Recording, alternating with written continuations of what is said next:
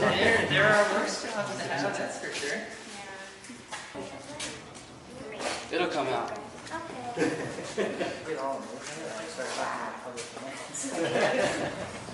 Like our normal jobs, like what we do when we're not fighting fire? Yeah. Like that. Yeah.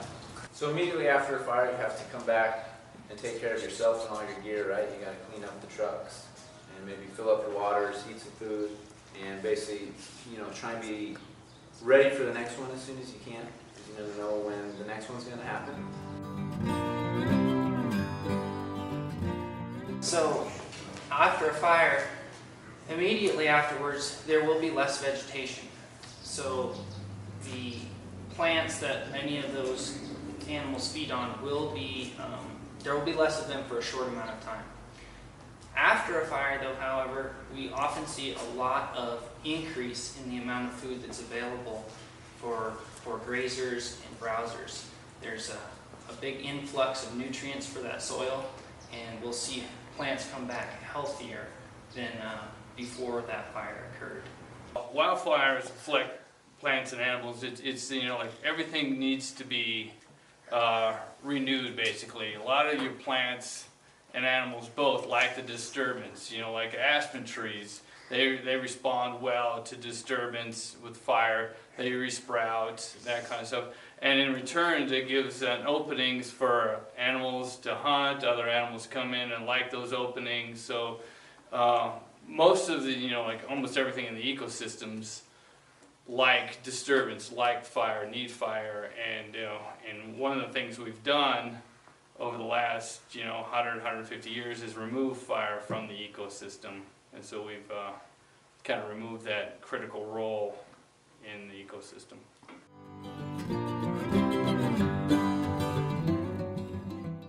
So when we talk about the worst forest fires, they're the ones that burn up people's homes and private land, right? So probably the Spring Creek fire over in Fort Garland was, you could say it burned up, I forget how many houses it burned up and whatnot, but several hundred.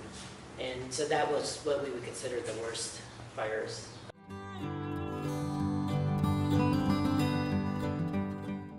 Drought, things are getting hotter and drier, right?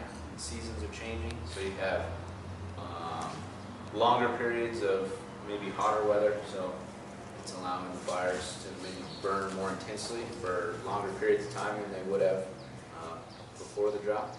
The drought affects the trees, right? So you guys have said you lived here in Gunnison. Have you ever been down south near Lake City and seen all the dead trees, right? So the drought has really affected those trees, and the beetle was able to kill all those trees and whatnot. So, and those trees are now, for lack of a better word, fuel for the fire. So it's just increased the amount of fuel out there.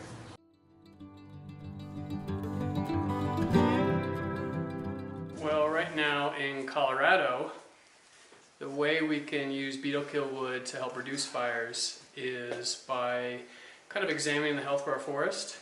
And since we have around 600 million acres of standing dead beetle kill in Colorado, by using that wood, we can decrease the amount of fuel's potential in the forest. So right now, when you have a whole bunch of trees that are dead and really dry right next to each other, and if one small fire starts that provides a whole bunch of fuel, right, a whole bunch of opportunity for the fire to move rapidly and destroy. Well, this is our toothbrush holder. You can actually see where, I'm going to blame it all on my boys because I never make a mess, where we've dripped toothpaste all over it, and the toothbrushes have drip down on the side of it. But we put our cup on it and toothpaste and stuff, and then this is where we hold our toothbrushes. Yeah, and it's beautiful. So the blue stains, that's something kind of sought after. People like the look of it. How can we help prevent wildfires? Okay, so one of the ways that you could help prevent wildfires is just being mindful of whenever you're around fire itself, that you're paying attention and doing what you can to, hey, maybe we want to have a bucket of water next to our fire.